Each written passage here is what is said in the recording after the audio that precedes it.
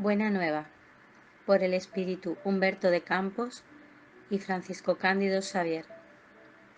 Capítulo 12. Amor y renuncia. El manto de la noche caía levemente sobre el paisaje de Cafarnaún, y Jesús, después de una de las grandes asambleas populares del lago, se recogía en casa de Pedro, acompañado por el apóstol. Con su divina palabra había tejido comentarios luminosos al respecto de los mandamientos de Moisés. No obstante, Simón se encontraba pensativo, como si guardase una duda en el corazón. Inquirido con bondad por el Maestro, el apóstol esclareció: Señor, de acuerdo a vuestras enseñanzas, ¿cómo deberemos interpretar vuestra primera manifestación transformando el agua en vino en las bodas de Caná? ¿No se trataba de una fiesta mundana? ¿El vino no iría a cooperar para el aparecimiento de la embriaguez y la gula? Jesús comprendió el alcance de la pregunta y sonrió. Simón, dijo él, ¿conoces la alegría de servir a un amigo? Pedro no respondió, por lo que el maestro continuó. Las bodas de Caná fueron un símbolo de nuestra unión en la tierra. El vino allí fue bien el de la alegría con que deseo sellar la existencia del reino de Dios en los corazones.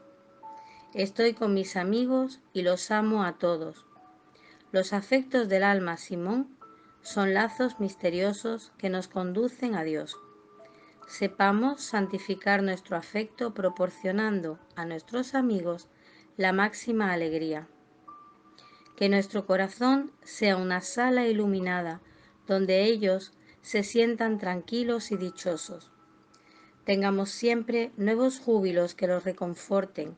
Nunca contaminemos la fuente de su simpatía con la sombra de los pesares.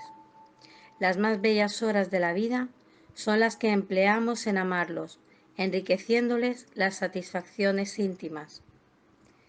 A pesar de todo, Simón Pedro, manifestando la extrañeza de aquellas advertencias, interpeló aún al maestro con cierta timidez. ¿Y cómo deberemos proceder cuando los amigos no nos entiendan o cuando nos retribuyan con ingratitud? Jesús fijó en él su lúcida mirada y respondió: Pedro, el amor verdadero y sincero nunca espera recompensas. La renuncia es su punto de apoyo, como el acto de dar es la esencia de su vida. La capacidad de sentir grandes afectos ya es en sí misma un tesoro. La comprensión de un amigo debe ser para nosotros la mayor recompensa. Todavía, cuando la luz del entendimiento tarda en el espíritu de aquellos a quien amamos, debemos recordar que tenemos la sagrada comprensión de Dios, que conoce nuestros más puros propósitos. Aunque todos nuestros amigos del mundo se convirtiesen un día en nuestros adversarios o inclusive en nuestros verdugos, jamás nos podremos privar de haberles dado alguna cosa. Y con la mirada absorta en el paisaje crepuscular, en donde vibraban armonías sutiles, Jesús ponderó proféticamente: el vino de Caná podrá un día transformarse en el vinagre de la amargura. Con todo, asimismo sentiré júbilo en sorberlo por mi dedicación a los que vine a buscar para el amor del Todopoderoso. Simón Pedro, ante la consoladora y amigable argumentación del maestro, disipó sus últimas dudas, mientras la noche se apoderaba del ambiente, ocultando el conjunto de las cosas en su manto inmenso. No había pasado mucho tiempo de esa conversación cuando el maestro, en sus enseñanzas, hizo notar que todos los hombres que no estuviesen decididos a colocar el reino de Dios antes que padres, madres y hermanos terrestres no podrían ser sus discípulos. En el día de esas nuevas enseñanzas, terminadas las labores evangélicas, el mismo apóstol interpeló al Señor en la penumbra de sus expresiones indecisas. Maestro, ¿cómo conciliar estas palabras tan duras con vuestras anteriores observaciones relativas a los lazos sagrados entre los que se estiman? Sin dejar observar ninguna sorpresa, Jesús esclareció: Simón, mi palabra no determina que el hombre quiebre las uniones santas de su vida. Antes, exalta a los que tengan verdadera fe para colocar el poder de Dios encima de todas las cosas y de todos los seres de la infinita creación. ¿No constituye el amor de los padres un recuerdo de la permanente bondad de Dios? ¿No representa el afecto de los hijos un suave perfume del corazón? He dado a mis discípulos el título de amigos, por ser el mayor de todos.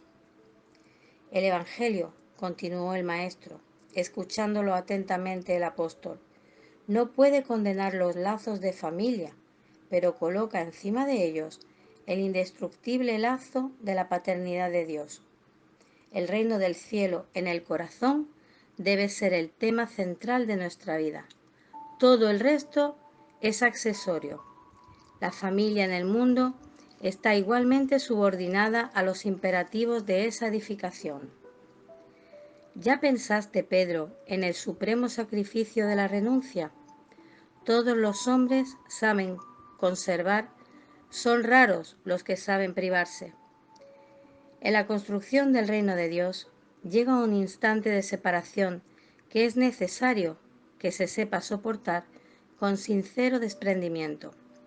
Y esa separación no es apenas la que se verifica por la muerte del cuerpo, muchas veces provechosa y providencial, sino también la de las posiciones estimables del mundo, la de la familia terrestre, el diario vivir en paisajes queridos, o entonces la de un alma bien amada que prefirió quedarse a distancia entre las flores venenosas de un día.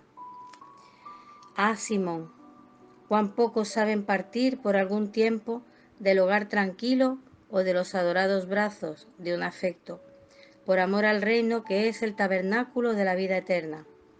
Cuán pocos sabrán soportar la calumnia, el desprecio, la indiferencia, por desear permanecer dentro de sus creaciones individuales, cerrando oídos a la advertencia del cielo para que se alejen tranquilamente.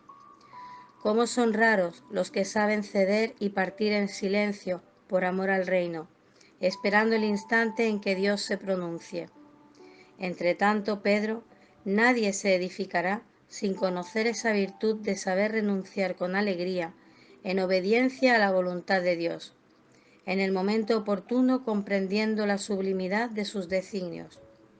Por esta razón, los discípulos necesitan aprender a partir y a esperar donde las determinaciones de Dios los conduzcan, porque la edificación del reino del cielo en el corazón de los hombres debe constituir la primera preocupación, la más noble aspiración del alma, la esperanza central del espíritu.